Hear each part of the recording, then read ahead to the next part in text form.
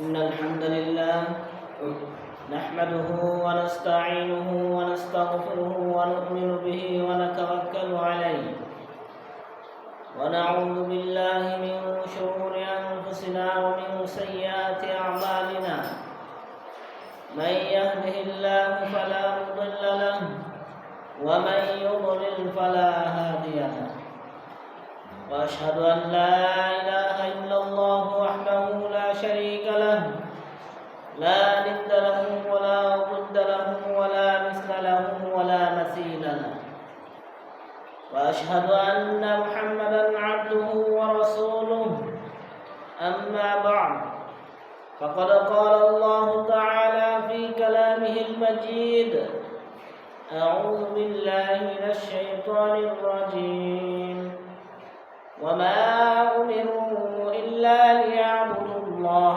مخلصين له الدين وقال رسول الله صلى الله عليه وسلم إنما الأعمال بالنيات أو كما قال عليه الصلاة والسلام.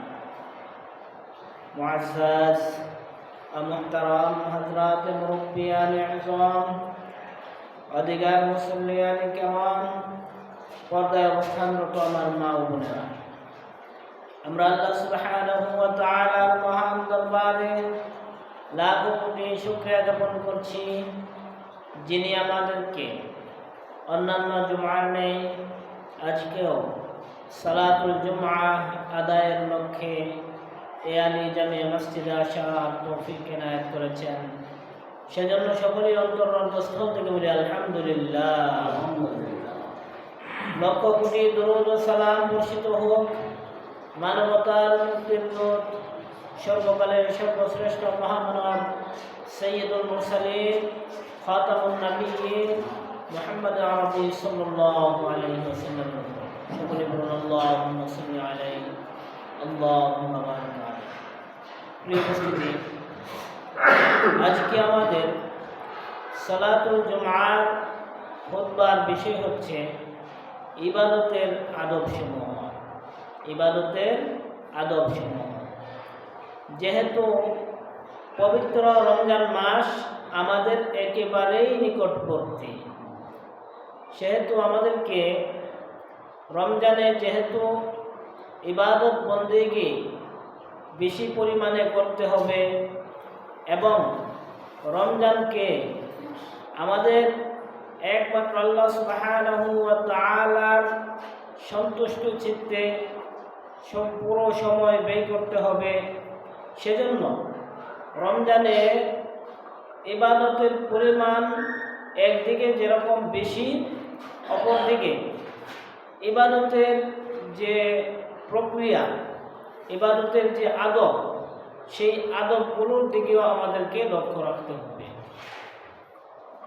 যদি ইবাদত আমরা করি কিন্তু ইবাদতের আদবের প্রতি লক্ষ্য না রাখি, তাহলে দেখা যাবে অনেক ক্ষেত্রে আমাদের ইবাদতগুলো গ্রহণযোগ্য হবে না। এই উপস্থিতি, আমরা বর্তমান সময়ে এমন একটা অবস্থায় অবতীর্ণ হয়েছি, এমন একটা সময়ে আমরা অবস্থান করছি যে সময়টা পবিত্র রমজান মাসের একেবারে কাছাকাছি সময়। রমজান মাস আমাদের একেবারে কাছে, অত্যাসন্ন। তো আমাদেরকে রমজানের প্রস্তুতিও গ্রহণ করতে হবে। মূলত পূর্ব থেকেই রমজানের প্রস্তুতি গ্রহণ করা, যেরকম আমরা ইতিপূর্বে জেনেছি আল্লাহ রাসূল সাল্লাল্লাহু আলাইহি ওয়াসাল্লাম রজব মাস আসলেই তিনি রমজানের প্রস্তুতি গ্রহণ করতেন।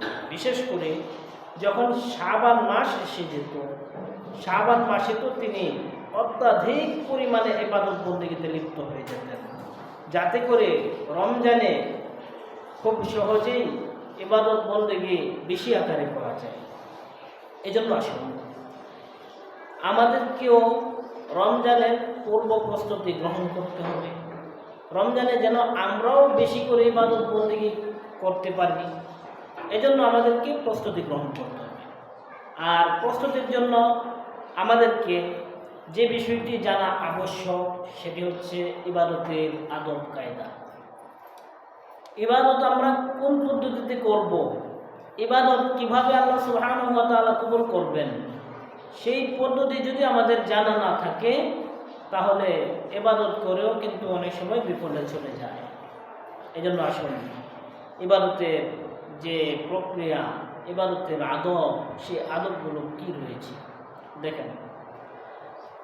ইবাদত, যে কোনো ইবাদত করতে গেলে দুটি আদবের প্রতি খেয়াল রাখা আমাদের অবশ্য কর্তব্য। এমন দুটি আদব রয়েছে যে দুটি আদবের প্রতি আমাদের প্রত্যেকের খেয়াল রাখতে হবে। এর মধ্যে প্রথম যেই আদবটি সেটি হচ্ছে আমাদের নিয়তকে পরিশুদ্ধ করা। নিয়তকে পরিশুদ্ধ করা। নিয়ত, ধরেন আমরা ইবাদত করব, ইবাদত কিসের জন্য করব, কাকে সন্তুষ্ট করার জন্য করব, যদি এই বিষয়টি আমাদের ক্লিয়ার না থাকে তো দেখা যাবে অনেক সময় আমাদের ইবাদত হয়ে যাবে লোক দেখানো, অনেক সময় ইবাদত হয়ে যাবে মানুষকে সন্তুষ্ট করার জন্য। কিন্তু আল্লাহ সুবহানাহু ওয়া তাআলা আমাদেরকে যে শিক্ষা দিয়েছেন, সূরাতুল বাইয়িনা 5 নম্বর আয়াত, উক্ত আয়াতে আল্লাহ সুবহানাহু ওয়া তাআলা বলেন, ওয়ামা উমিরু ইল্লা লিয়াবুদুল্লাহ মুখলিসিনা লাহুদ্দিন। আল্লাহ তাআলা বলছেন তাদেরকে তো নির্দেশ দেওয়া হয়েছে কেবল একমাত্র লিয়াবুদুল্লাহ মুখলিসিনা, একনিষ্ঠভাবে তারা যেন আল্লাহর ইবাদত করে। আল্লাহর ইবাদত কিভাবে করতে হবে? একনিষ্ঠভাবে, একমাত্র আল্লাহর সন্তুষ্টির জন্য, অন্য কাউকে সন্তুষ্ট করার জন্য নয়, কোনো মানুষকে সন্তুষ্ট করার জন্য নয়, অন্য কোনো বস্তুকে সন্তুষ্ট করার জন্য নয়। যেহেতু আল্লাহ সুবহানাহু ওয়া তাআলা তিনি আমাদেরকে সৃজন করেছেন, তিনি বিধান দিয়েছেন, সেই বিধান আমাদেরকে পালন করতে হবে তারই সন্তুষ্টের চিত্তে। একথাই তিনি বলেছেন, ওয়ামা উমিরু ইল্লা লিয়াবুদুল্লাহ মুখলিসিনা লাহুদ্দিন হুনাফা, একেবারে একনিষ্ঠভাবে। তাহলে এক নাম্বার যে আদব ইবাদতের ক্ষেত্রে আমাদেরকে লক্ষ্য রাখতে হবে সেটি হচ্ছে একমাত্র আল্লাহর সন্তুষ্টি বা নিয়তকে পরিশুদ্ধ করে তারপর ইবাদত বন্দেগী করা। সম্মানিত উপস্থিতি, এই নিয়তকে পরিশুদ্ধ করার জন্য স্বয়ং আল্লাহ রাসূল সাল্লাল্লাহু আলাইহি ওয়াসাল্লাম আমাদেরকে দিক নির্দেশনা দিয়েছেন। দেখেন সহিহ বুখারীর প্রথম হাদিসে বর্ণিত হয়েছে, ইন্নামাল আমালু বিন্নিয়াত, সমস্ত কাজ নিয়তের উপর নির্ভরশীল। সমস্ত কাজ কিসের উপর নির্ভরশীল? নিয়তের উপর নির্ভরশীল। তো দেখেন রাসূলুল্লাহ সাল্লাল্লাহু আলাইহি ওয়াসাল্লাম বলেছেন, ইন্নামাল আমালু বিন্নিয়াত, সমস্ত কাজ নিয়তের উপর নির্ভরশীল। তো যেহেতু সমস্ত কাজ নিয়তের উপর নির্ভরশীল, তার মানে যে বিষয়ে নিয়ত করবে সে অনুযায়ী ফলাফল পাবে। যার নিয়ত থাকে, ফামান কানাত হিজরাতুহু ইলাল্লাহি ফাহিজরাতুহু ইলাল্লাহি ওয়া রাসূল, যদি কারো নিয়ত থাকে আল্লাহ এবং তার রাসূলের দিকে হিজরত করা, তার হিজরতটা হবে আল্লাহ এবং রাসূলের দিকে হিজরত করা। ফামান কানাত হিজরাতুহু ইলা দুনিয়া, পক্ষান্তরে কারো হিজরত যদি হয়ে থাকে দুনিয়ার দিকে, দুনিয়ার কোনো সন্তুষ্ট চিত্তে, তাহলে তার হিজরতটা সেদিকেই ধাবিত হবে। মোট কথা হচ্ছে আমাদের ইবাদত করতে হবে একমাত্র আল্লাহ তাআলার সন্তুষ্ট চিত্তে। শুরুতেই আমাদের নিয়তকে পরিশুদ্ধ করা, শুরুতেই আমাদের নিয়তকে কি করা? পরিশুদ্ধ করা। তো রমজান মাস সামনে আসছে, রমজানের একাধিক আমল রয়েছে। সেই আমলগুলো আমাদেরকে সর্বপ্রথম যে দায়িত্ব আমাদের করার সেটি হচ্ছে একমাত্র আল্লাহর সন্তুষ্টির জন্য, অন্য কারো সন্তুষ্টির জন্য নয়। তো আমাদেরকে রমজানের প্রস্তুতি গ্রহণ করতে হবে, সেই প্রস্তুতিটা হবে একমাত্র আল্লাহর সন্তুষ্টির জন্য। আল্লাহ রাসূল সাল্লাল্লাহু আলাইহি ওয়াসাল্লাম রমজান আসার পূর্বে থেকে, অনেক আগের থেকে রমজানের প্রস্তুতি নিয়েছেন। তো রাসূলুল্লাহ সাল্লাল্লাহু আলাইহি ওয়াসাল্লাম যেহেতু প্রস্তুতি নিয়েছেন, আমাদেরকেও প্রস্তুতি নিতে হবে। কিন্তু দুঃখজনক বিষয় হচ্ছে আজকে আমাদের মাঝে প্রস্তুতি নেই। আজকে বিবিধ বিষয়ে আমরা অনেক ব্যস্ত রয়েছি, কত ধরনের কত কাজকর্মে আমরা ব্যস্ত আছি, অনেক বিষয়ে আমরা আনন্দিত উৎফুল্লিত, কিন্তু রমজান যে সামনে আসছে এ বিষয়ে আমাদের কোনো আনন্দ সে বিষয়টি লক্ষ্য করা যাচ্ছে না। অথচ আল্লাহ সুবহানাহু ওয়া তাআলা বলছেন, কুল বিফাদলিল্লাহি ওয়া বিরহমাতিহি ফাবিযালিকা ফালইফরাহু। আল্লাহ সুবহানাহু ওয়া তাআলা এখানে দেখেন বলেন যে আল্লাহ তাআলার যে ফজল রয়েছে, করম রয়েছে, রহমত রয়েছে, সেই আল্লাহ তাআলার অনুগ্রহের প্রতি তারা যেন সন্তুষ্ট হয়ে পড়ে, তারা যেন সন্তুষ্ট হয়, ফালইফরাহু, তারা যেন আনন্দিত হয়। তো দেখেন, রমজান হচ্ছে রহমতের মাস, রমজান হচ্ছে বরকতের মাস, রমজান হচ্ছে মাগফিরাতের মাস। এর চেয়ে ফজিলতপূর্ণ মাস আর কি আছে? আল্লাহ তাআলার নিকট সবচেয়ে ফজিলতপূর্ণ মাস হচ্ছে রমজান মাস। আল্লাহ সুবহানাহু ওয়া তাআলা এই মাসের মধ্যে যদি কেউ একটা নফল ইবাদত করে অন্য মাসের ফরজ ইবাদতের সমতুল্য করে দেন, অর্থাৎ রমজান মাসে যদি কেউ সাধারণত একটা আমল করে অন্য মাসের 70-এর চেয়েও বেশি গুণে আমল নামায় তার সওয়াব দান করবেন। সুবহানাল্লাহ ওয়া বিহামদিহি, এত ফজিলতপূর্ণ। এই জন্য রাসূলুল্লাহ সাল্লাল্লাহু আলাইহি ওয়াসাল্লাম বলেছেন, মান সামা রমাদানা ঈমানাও ওয়া ইহতিসাবা গুফিরা লাহু মা তাকাদ্দামা মিন যামবি। যে ব্যক্তি রমজানের সিয়াম পালন করবে আল্লাহর সন্তুষ্টি চিত্তে, ঈমানের সহিত, ওয়া ইহতিসাবা, এবং সওয়াবের আশায়, দুটি জিনিস এখানে আল্লাহ রাসূল সাল্লাল্লাহু আলাইহি ওয়াসাল্লাম বলেছেন। একটা হচ্ছে ঈমানের সাথে, আর একটা হচ্ছে সওয়াবের আশায়। তার মানে একমাত্র আল্লাহর সন্তুষ্টি চিত্তে, কোনো লোক দেখানো নয়। এখন যদি কেউ লোক দেখানোর জন্য ইবাদত করে, সিয়াম পালন করে, রোজা রাখে আরেকজনকে দেখানোর জন্য, তো এই ইবাদতটা কিন্তু বাতিল, এই ইবাদত আল্লাহ কবুল করবেন না। তো রাসূলুল্লাহ সাল্লাল্লাহু আলাইহি ওয়াসাল্লাম বলেছেন, যে ব্যক্তি সিয়াম পালন করবে আল্লাহর সন্তুষ্টি চিত্তে, যে ব্যক্তি সিয়াম পালন করবে ঈমানের সহিত এবং আখিরাত কামনায়, সে ব্যক্তি, আল্লাহ রাসূল সাল্লাল্লাহু আলাইহি ওয়াসাল্লাম বলেন, তো আল্লাহ সুবহানাহু ওয়া তাআলা ওই ব্যক্তির যাবতীয় গুনাহগুলো ক্ষমা করবেন। তো আমরা কি চাই না আমাদের যাবতীয় গুনাহগুলো ক্ষমা হয়ে যাক? আমরা সকলেই চাই আমাদের গুনাহগুলো ক্ষমা হয়ে যাক। এই জন্য সর্বপ্রথম যে দায়িত্ব আমাদেরকে, যেহেতু রমজান এসে গেছে, রমজানের পূর্ব প্রস্তুতি গ্রহণ করা। রাসূলুল্লাহ সাল্লাল্লাহু আলাইহি ওয়াসাল্লাম শাবান মাসে অত্যাধিক পরিমাণ আমল করতেন, কিন্তু আমাদের মাঝে সেই আমলটা আমরা লক্ষ্য করছি না। আমরা এখনও দেখা যাচ্ছে দুনিয়া নিয়ে ব্যস্ত আছি, এখনও দেখা যাচ্ছে বিভিন্ন কাজকর্মে ব্যস্ত আছি, রং তামাশায় ডুবে আছি। অথচ রাসূলুল্লাহ সাল্লাল্লাহু আলাইহি ওয়াসাল্লাম তো রমজান আসার পূর্বেই প্রস্তুতি গ্রহণ করতেন। আমাদেরকে প্রস্তুতির জন্য, রমজানের প্রস্তুতি নেওয়ার জন্য তিনি বিশেষভাবে আমাদেরকে জানিয়েছেন, তিনি নির্দেশনা দিয়েছেন। সেই নির্দেশনা আমাদেরকে বাস্তবায়ন করতে হবে। রাসূলুল্লাহ সাল্লাল্লাহু আলাইহি ওয়াসাল্লাম বেশি পরিমাণে সিয়াম পালন করতেন শাবান মাসেও। তো আমাদের মাঝে দেখা যাচ্ছে যে শাবান মাসে সিয়াম তো পালন করেই না। রাসূলুল্লাহ সাল্লাল্লাহু আলাইহি ওয়াসাল্লাম এই শাবান মাসেও বেশি করে কোরআন তেলাওয়াত করতেন, এই শাবান মাসেও বেশি বেশি দান সাদাকা করতেন, কিন্তু আমাদের মাঝে এই আমল এখনও লক্ষ্য করা যাচ্ছে না। সম্মানিত উপস্থিতি, রাসূলুল্লাহ সাল্লাল্লাহু আলাইহি ওয়াসাল্লামের আদর্শ আমাদেরকে গ্রহণ করতে হবে। তো যে কথা বলছিলাম, ইবাদতের যে আদবসমূহ, ইবাদতের আদবের ক্ষেত্রে রাসূলুল্লাহ সাল্লাল্লাহু আলাইহি ওয়াসাল্লাম আমাদেরকে শিক্ষা দিয়েছেন একমাত্র আল্লাহর সন্তুষ্টির জন্য করতে হবে। অপরদিকে আল্লাহ সুবহানাহু ওয়া তাআলাও আমাদেরকে শিক্ষা দিয়েছেন একমাত্র আল্লাহর সন্তুষ্টির জন্য করতে হবে। কোনো লোক দেখানো ইবাদত করা যাবে না। লোক দেখানো ইবাদত করলে সেই ইবাদত শিরক হয়ে যায়। লোক দেখানো ইবাদত করলে সেই ইবাদত আল্লাহ সুবহানাহু ওয়া তাআলা গ্রহণ করেন না। এজন্য আল্লাহ সুবহানাহু ওয়া তাআলা বলেছেন, আল্লাযীনা হুম ইউরাউন, আল্লাযীনা হুম ইউরাউন। এই যে দেখেন, এই আয়াতে যে কথাটা বলেছেন, অর্থাৎ কিছু সংখ্যক লোক এরকম রয়েছে যারা আমল করে লোক দেখানোর জন্য, যারা আমল করে কিসের জন্য? লোক দেখানোর জন্য। তো ওই সমস্ত লোকদের ব্যাপারে আল্লাহ সুবহানাহু ওয়া তাআলা বলেছেন তাদের জন্য রয়েছে কঠিন শাস্তি। যারা লোক দেখানোর জন্য আমল করে তাদের জন্য কঠিন শাস্তি। এখন আপনি একটু চিন্তা করি আমাদের আমলটা কোন দিকে যাচ্ছে। আমরা কি একমাত্র আল্লাহ তাআলার সন্তুষ্টির জন্য আমল করছি কিনা?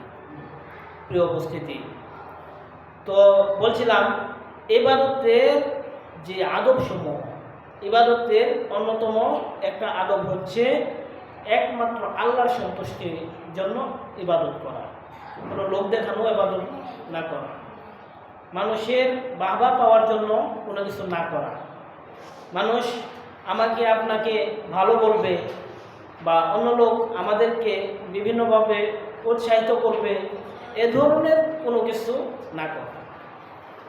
মূল কথা হচ্ছে আল্লাহ সুবহানাহু ওয়া তাআলা সন্তুষ্ট হবেন, আল্লাহর জন্য আমি আমলটা করছি, সেই দিক আমাদেরকে লক্ষ্য রাখতে হবে। এই জন্য রাসূলুল্লাহ সাল্লাল্লাহু আলাইহি ওয়াসাল্লাম বলেছেন সমস্ত আমল নিয়তের উপর নির্ভরশীল। এখন এই রমজানের যে ফজিলতগুলো রয়েছে, ফজিলত ইনশাআল্লাহ আমরা পর্যায়ক্রমে জানবো। রমজানের কত ধরনের ফজিলত আল্লাহ রাসূল সাল্লাল্লাহু আলাইহি ওয়াসাল্লাম বলেছেন। যেমন একটা আমলের কথা আমরা জানলাম, যে ব্যক্তি সিয়াম পালন করবে রমজানে, আল্লাহ সুবহানাহু ওয়া তাআলা তার যাবতীয় গুনাহ ক্ষমা করবেন। এরপরে রাসূলুল্লাহ সাল্লাল্লাহু আলাইহি ওয়াসাল্লাম বলেছেন আর সিয়ামু জুন্নাহ, সিয়াম হচ্ছে ডাল স্বরূপ, এটা জাহান্নামের আগুন থেকে বাঁচাবে। এরপরে রাসূলুল্লাহ সাল্লাল্লাহু আলাইহি ওয়াসাল্লাম বলেছেন ইউদাআফুল হাসানাতু বিআশরি আমসালিহা ইলা মিয়াতি। রাসূলুল্লাহ সাল্লাল্লাহু আলাইহি ওয়াসাল্লাম বলেছেন কেউ যদি সিয়াম পালন করে তার আমল নামায় যে শত শত গুণে তার আমল নামায় বৃদ্ধি করে দেওয়া হবে তার সওয়াব। তো এ ধরনের অনেকগুলো ফজিলত রয়েছে। তো সেই ফজিলতগুলো আমরা কখন পাব? যখন আমাদের আমলটা সঠিকভাবে আমরা যখন আমলটা আমরা আল্লাহ তাআলা সন্তুষ্ট চিত্তে করব। তো আল্লাহর সন্তুষ্ট চিত্তে যদি আমল করতে পারি সেই আমলটা আমাদের জন্য গ্রহণযোগ্য হবে, অন্যথায় গ্রহণযোগ্য হবে না। এজন্য সম্মানিত উপস্থিতি, আমরা যেই আমলই করি না কেন, যখন যেই আমল করব সেই আমলটা আমরা একমাত্র আল্লাহর সন্তুষ্টির জন্য করব। তো রমজানের যে আমরা প্রস্তুতি নেব সেই প্রস্তুতিটাও কার জন্য হবে? একমাত্র আল্লাহর জন্য, অর্থাৎ আল্লাহকে সন্তুষ্ট করার জন্য। রাসূলুল্লাহ সাল্লাল্লাহু আলাইহি ওয়াসাল্লাম আমাদেরকে শিখিয়েছেন যে রমজানের আমলগুলো কীভাবে করতে হবে, রমজানের প্রস্তুতি কীভাবে নিতে হবে, সেই প্রস্তুতি আমরা গ্রহণ করব যেহেতু রমজান আমাদের কাছে এসে গেছে। এরপর দেখেন দ্বিতীয় নাম্বার আদব, ইবাদতের দ্বিতীয় নাম্বার আদব। ইবাদতের দ্বিতীয় নাম্বার আদব হচ্ছে আমরা যেই ইবাদত করব সেই ইবাদতটা হতে হবে রাসূল সাল্লাল্লাহু আলাইহি ওয়াসাল্লামের তরিকা মতো। রাসূল সাল্লাল্লাহু আলাইহি ওয়াসাল্লাম যেই তরিকায়, যেই পদ্ধতিতে, যেই স্থানে, যেইভাবে করেছেন আমাদেরকেও সেই পদ্ধতিতে ইবাদত করতে হবে। রাসূলুল্লাহ সাল্লাল্লাহু আলাইহি ওয়াসাল্লাম যেই পদ্ধতি আমাদেরকে শিক্ষা দিয়েছেন সেই পদ্ধতি আমাদের অবলম্বন করতে হবে। পক্ষান্তরে আমরা যদি নিজেদের মন গড়া মতো কোনো কিছু করি তাহলে সেটাকে বিদআত হিসেবে আখ্যায়িত করা হয়েছে। রাসূলুল্লাহ সাল্লাল্লাহু আলাইহি ওয়াসাল্লাম বলেছেন মান আহদাসা ফি আমরিনা হাযা মা লাইসা মিনহু ফাহুয়া রাদ। কেউ যদি আমাদের এই দিনের মাঝে নতুন কিছু আবিষ্কার করে যেটা আমরা আমাদের মধ্যে নেই, অর্থাৎ যেই আমল আমরা করি নাই, ফাহুয়া রাদ্দুন, সেটা প্রত্যাখ্যাত। রাসূলুল্লাহ সাল্লাল্লাহু আলাইহি ওয়াসাল্লাম আরো বলেছেন কুল্লু বিদআতিন দালালা, প্রত্যেকটা বিদআতই হচ্ছে পথভ্রষ্টতা, ওয়া কুল্লু দালালাতিন ফিন্নার, আর প্রত্যেকটা পথভ্রষ্টতাই জাহান্নামের দিকে দাবি করবে। প্রিয় উপস্থিতি, এখানেও আমাদেরকে বুঝতে হবে ইবাদতের ক্ষেত্রে রাসূলুল্লাহ সাল্লাল্লাহু আলাইহি ওয়াসাল্লামের নীতি আদর্শ গ্রহণ করা, রাসূল সাল্লাল্লাহু আলাইহি ওয়াসাল্লামের আদর্শ ব্যতীত অন্য কোনো আদর্শ যদি গ্রহণ করা হয়, রাসূলুল্লাহ সাল্লাল্লাহু আলাইহি ওয়াসাল্লাম যেভাবে আমাদেরকে শিক্ষা দিয়েছেন সে শিক্ষা ব্যতীত যদি অন্য কোনো শিক্ষা গ্রহণ করা হয় সেটা প্রত্যাখ্যাত, সেটা বিদআত হিসেবে আখ্যায়িত হবে। অতএব রাসূলের নীতি অবলম্বন করা। এই জন্য দেখেন আল্লাহ সুবহানাহু ওয়া তাআলা বলেছেন মা আতাকুমুর রাসূলু ফাখুযুহু ওয়া মা নাহাকুম আনহু ফান্তাহু। আল্লাহ সুবহানাহু ওয়া তাআলা বলেন যে মা আতাকুমুর রাসূল, রাসূল তোমাদের জন্য যা নিয়ে এসেছেন ফাখুযুহু, সেটাকে তোমরা ভালো করে ধারণ করো। ওয়ামা নাহাকুম আনহু ফান্তাহু, আর রাসূল সাল্লাল্লাহু আলাইহি সাল্লাম যা তোমাদেরকে নিষেধ করেছেন তা থেকে তোমরা দূরে থাকো, বেঁচে থাকো। তো এখানে আল্লাহ সুবহানাহু ওয়া তাআলা স্পষ্ট আমাদেরকে জানিয়ে দিয়েছেন, রাসূল জানিয়ে এসেছেন সেগুলো করার জন্য। সেগুলো করলে, রাসূলের আদর্শ গ্রহণ করলে সেটা হবে ইবাদত। পক্ষান্তরে রাসূলের আদর্শ ব্যতীত অন্য কোনো মতাদর্শ গ্রহণ করলে সেটা হবে প্রত্যাখ্যাত, সেটা হবে বিদআত। এজন্য আমাদেরকে ইবাদতের যে দ্বিতীয় মূলনীতি, ইবাদতের দ্বিতীয় মূলনীতি হচ্ছে রাসূল সাল্লাল্লাহু আলাইহি সাল্লামের সুন্নাহ তরিকায়, রাসূল সাল্লাল্লাহু আলাইহি সাল্লামের আদর্শ মোতাবেক আমাদের আমলগুলো করা। এখন আমাদেরকে একটু যাচাই করতে হবে আমরা যে আমল করছি। ধরেন আমরা সালাত আদায় করছি, সালাতটাকে রাসূল সাল্লাল্লাহু আলাইহি সাল্লামের তরিকা মোতাবেক হচ্ছে কিনা। আমরা জিকির আজকার করছি, সেই জিকির কি রাসূলের তরিকা মোতাবেক জিকির হচ্ছে কিনা। আমরা কোরআন তেলাওয়াত করছি, এই কোরআন তেলাওয়াত কি রাসূলের তরিকায় হচ্ছে কিনা। আমাদের প্রত্যেকটা ক্ষেত্রে যেই আমলই করি না কেন, প্রত্যেকটা আমলের ক্ষেত্রে রাসূলের অনুসরণ করা আমাদেরকে জানতে হবে। রাসূল সাল্লাল্লাহু আলাইহি সাল্লাম এই আমলটা করেছেন কিনা, রাসূল সাল্লাল্লাহু আলাইহি সাল্লাম এই পদ্ধতিতে করেছে কিনা, এগুলো যদি না জানি তো কিভাবে করব। দুঃখের বিষয়, মুসলিম সমাজের অধিকাংশই জানে না। অধিকাংশ লোকই রাসূল সাল্লাল্লাহু আলাইহি সাল্লাম কোন পদ্ধতিতে আমল করেছেন, কিভাবে ইবাদত করেছেন, সেই পদ্ধতিগুলো জানে না। না জানার কারণে দেখা যাচ্ছে নিজেদের মন গড়া মতো অনেক আমল করছে। যেমন ধরেন বর্তমানেও এই যে আজকের এই জুমার দিনেও অনেক মসজিদগুলোতে দেখবেন যে জোরে চিল্লিয়ে বিভিন্ন মিলাদ করছে, জোরে জোরে আল্লাহুম্মা সাল্লি আলা এভাবে জিকির কি করছে, দরুদ পড়ছে সম্মিলিতভাবে। তো রাসূল সাল্লাল্লাহু আলাইহি ওয়াসাল্লাম এই পদ্ধতিতে কোনো সময় দরুদ পড়েছেন কিনা, রাসূল সাল্লাল্লাহু আলাইহি ওয়াসাল্লামের সাহাবায়ে কেরাম এই পদ্ধতিতে কোনো সময় মিলাদ করেছেন কিনা, এটা তো আমাদের জানতে হবে। এখন যদি আমরা না জানি তাহলে আমলটা করব কীভাবে। রাসূল সাল্লাল্লাহু আলাইহি ওয়াসাল্লাম কীভাবে দরুদ পড়তেন, রাসূল সাল্লাল্লাহু আলাইহি ওয়াসাল্লাম আমাদেরকে কীভাবে দরুদ শিক্ষা দিয়েছেন, সাহাবায়ে কেরাম কীভাবে দরুদ পড়েছেন, সেই পদ্ধতিগুলো তো আমাদেরকে জানতে হবে। তো এরকমভাবে হাজারো রকমের ইবাদত আছে আমাদের সমাজে, যেই ইবাদতগুলো মানুষ মনে করছে যে এগুলো ইবাদত, অথচ এগুলো ইবাদতের নামে জাহিলিয়াত, ইবাদতের নামে মূর্খতা, ইবাদতের নামে বিদআত, কুসংস্কার। তো এই সমস্ত কুসংস্কার পালন করে যারা মনে করছে যে আল্লাহর সন্তুষ্টি অর্জন করবে, কোনো দিনই সম্ভব হবে না। রাসূল সাল্লাল্লাহু আলাইহি সাল্লামের তরিকা মোতাবেক যতক্ষণ না হবে ইবাদত, ততক্ষণ পর্যন্ত আল্লাহ সুবহানাহু ওয়া তাআলা ইবাদত গ্রহণ করবেন না। এই জন্য রাসূলের তরিকা মোতাবেক হতে হবে। রাসূল সাল্লাল্লাহু আলাইহি সাল্লাম যেই পদ্ধতিতে আমল করেছেন সেই পদ্ধতিতে আমল করতে হবে।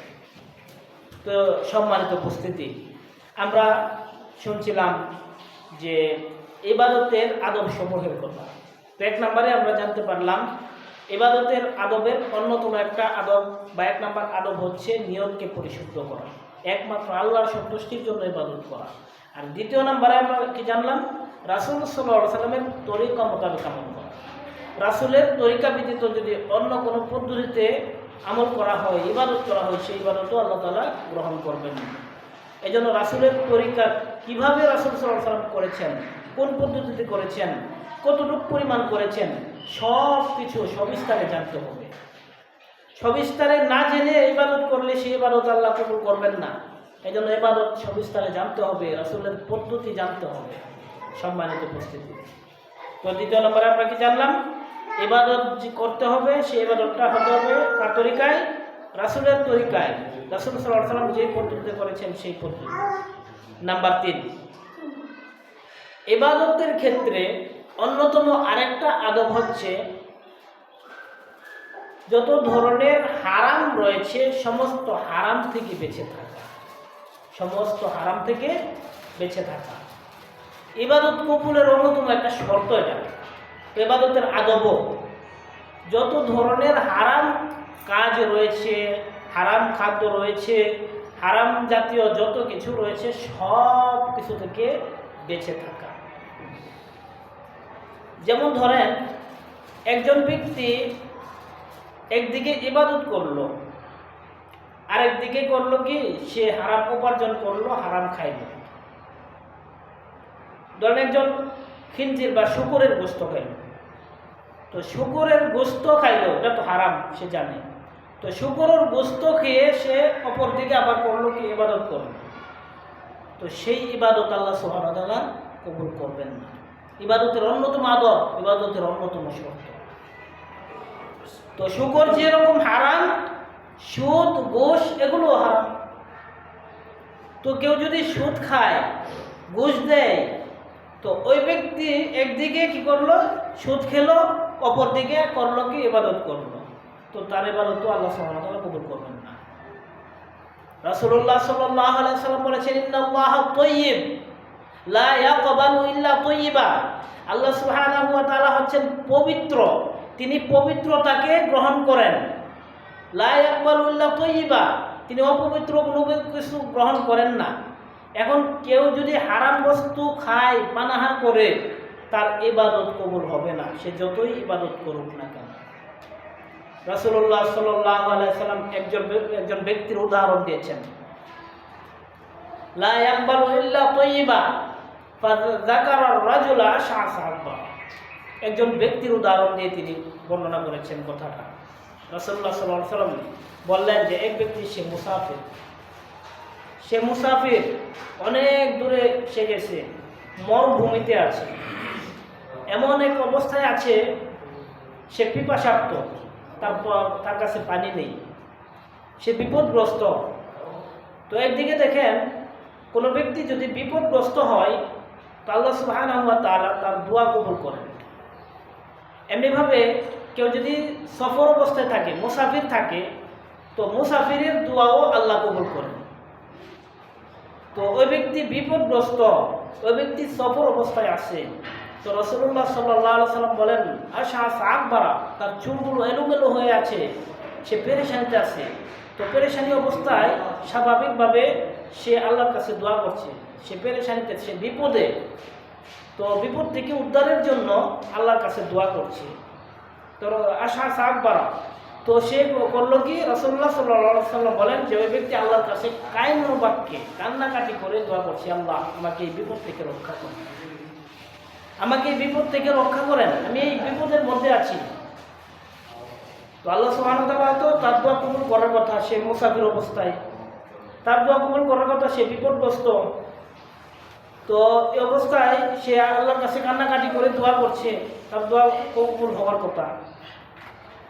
কিন্তু রাসূলুল্লাহ সাল্লাল্লাহু আলাইহি ওয়াসাল্লাম বলেন, ওয়া মাতামুহু হারাম ওয়া মাশরাবুহু হারাম ওয়া গুযিয়া বিল হারাম। সে এতদিন যা খেয়েছে, সে কি হারাম খেয়েছে, যা পান করেছে সেগুলো হারাম পান করেছে। ওয়া গুযিয়া বিল হারাম ওয়া মালবাসুহু হারাম, সে যা পরিধান করেছে হারাম পরিধান করেছে। তার মানে সে যা ইনকাম করেছে হারাম পথে ইনকাম করেছে, হারাম পথে ইনকাম করে সে যে পোশাক পরেছে সে পোশাকটাও হারাম, সে যা খেয়েছে সেগুলো হারাম, সব কিছু হারামের সাথে সম্পৃক্ত। তো ওই ব্যক্তি মুসাফির অবস্থায় আছে, ওই ব্যক্তি আল্লাহর কাছে কান্নাকাটি করে দোয়া করছে, ওই ব্যক্তি বিপদগ্রস্ত, তারপরও সে দোয়া করছে। তো রাসূলুল্লাহ সাল্লাল্লাহু আলাইহি ওয়াসাল্লাম বলছেন যে ফান্না ইউস্তাজাব লাহু, ওই ব্যক্তিটাকে আল্লাহ কিভাবে সাড়া দেবে, অসম্ভব, হতে পারে না। আল্লাহ সুবহানাহু ওয়া তাআলা তার ডাকে সাড়া দিবেন না, তার দোয়া কবুল হবে না। সে সারা জীবন যদি দোয়া করে কাজ হবে না, সে যদি কাবার সামনে গিয়ে দোয়া করে তারপরেও কাম হবে না। এজন্য সম্মানিত উপস্থিতি, রমজান মাস আমাদের সামনে। রমজান অত্যাধিক মূল্যবান একটা মাস, যেই মানুষের ব্যাপারে আল্লাহ রাসূল সাল্লাল্লাহু আলাইহি ওয়াসাল্লাম একাধিক ফজিলত বর্ণনা করছেন। অন্য সকল মাসের তুলনায় সর্বশ্রেষ্ঠ মাস, যেই মাসে আল্লাহ সুবহানাহু ওয়া তাআলা পাপীদেরকে ক্ষমা করেন, যেই মাসে রহমত বর্ষণ করতে থাকেন, বরকত নাজিল হতে থাকে, যেই মাসে আল্লাহ সুবহানাহু ওয়া তাআলা অসংখ্য পরিমাণে ক্ষমা করেন, যেই মাসে জাহান্নাম থেকে মুক্তিদান করেন, যেই মাসে জাহান্নামের দরজাগুলো বন্ধ থাকে, যেই মাসে জান্নাতের দরজা খোলা থাকে, সেই মাস আমাদের সামনে। সেই মাসে আমরা ইবাদত করব বেশি পরিমাণে। সেই মাসে ইবাদতের জন্য আল্লাহ রাসূল সাল্লাল্লাহু আলাইহি ওয়াসাল্লাম আমাদেরকে তাগিদ দিয়েছেন সেই মাসের গুরুত্ব বোঝার জন্য, উপলব্ধি করার জন্য আমাদেরকে দিক নির্দেশনা দিয়েছেন, এত ফজিলত বর্ণনা করেছেন। সেই ফজিলতগুলো কিন্তু এমনিতেই আসবে না। সেই ফজিলত আনতে হলে আমাদেরকে ইবাদতের যে শর্তগুলো রয়েছে, ইবাদতের যে আদবগুলো রয়েছে, সেই আদবগুলোর দিকে লক্ষ্য রাখতে হবে। তো আমরা আজকে অন্যতম 3টা আদবের কথা বললাম। সেই 3টা আদবের কথা আমাদের লক্ষ্য রাখতে হবে। রমজান মাসের বিশেষ করে আমরা যে ইবাদত বন্দেগীগুলো করব, সে ইবাদত যদি আল্লাহর কাছে গৃহীত হতে হয়, সে ইবাদত যদি আল্লাহ কবুল করতে চান, তাহলে আমাদেরকে যেই কাজগুলো করতে হবে, 3টা আদব বা 3টা শর্ত, সেগুলো আমাদেরকে লক্ষ্য রাখতে হবে। সম্মানিত উপস্থিতি, তো সেই আদবের 1 নম্বর আদবে আমরা বললাম একমাত্র আল্লাহ সন্তুষ্টির জন্য নিয়তকে পরিশুদ্ধ করে তারপর ইবাদত বন্দেগী করা।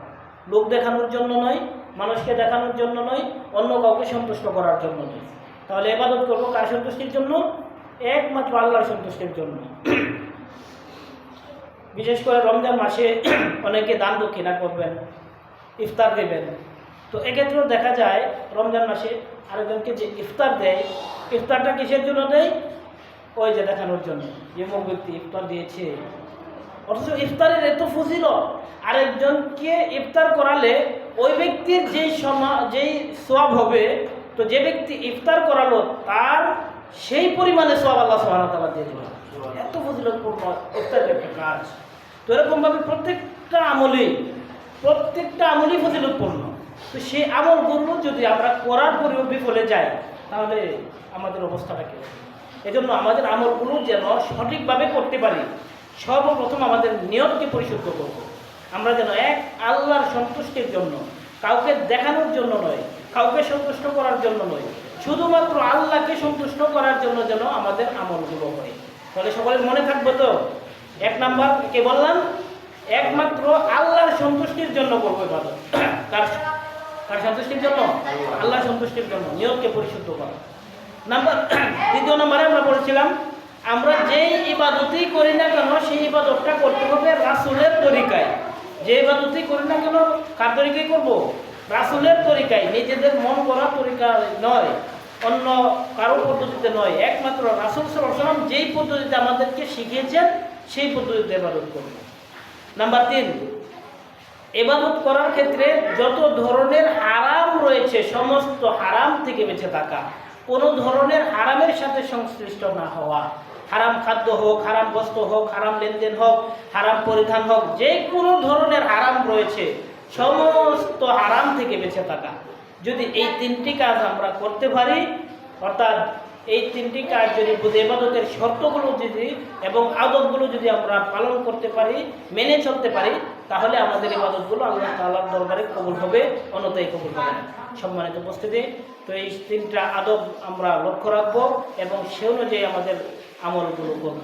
আল্লাহ সুবহানাহু ওয়া তাআলা আমাদের সকলকে ইবাদতের আদবগুলি বোঝার ও সে অনুযায়ী আমল করার তৌফিক দান করুন। সকলে বলেন আল্লাহুম্মা আমিন।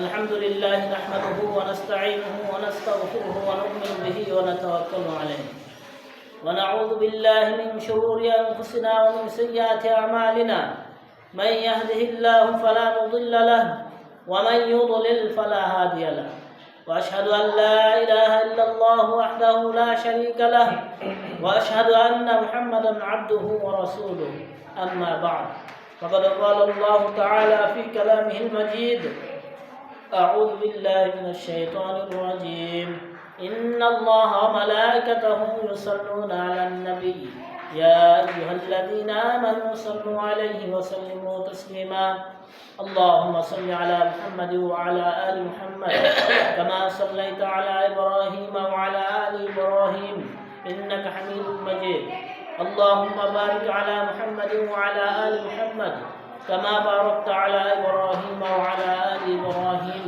إنك حميد مجيد ربنا ظلمنا أنفسنا وإن لم تغفر لنا وترحمنا لنكونن من الخاسرين ربنا آتنا في الدنيا حسنة وفي الآخرة حسنة وقنا عذاب النار ربنا لا تزغ قلوبنا بعد إذ هديتنا وهب لنا من لدنك رحمة إنك أنت الوهاب.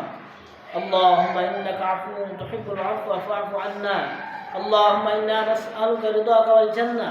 اللهم إنا نسألك الجنة الفردوس.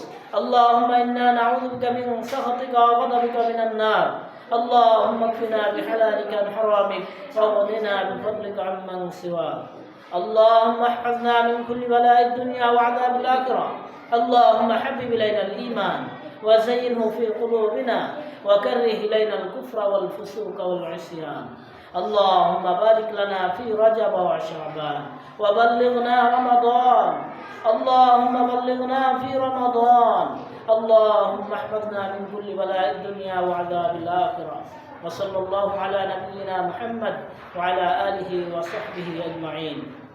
أقول قولي هذا أستغفر الله لي ولكم ولسائر المسلمين فاستغفروه إنه هو الغفور الرحيم.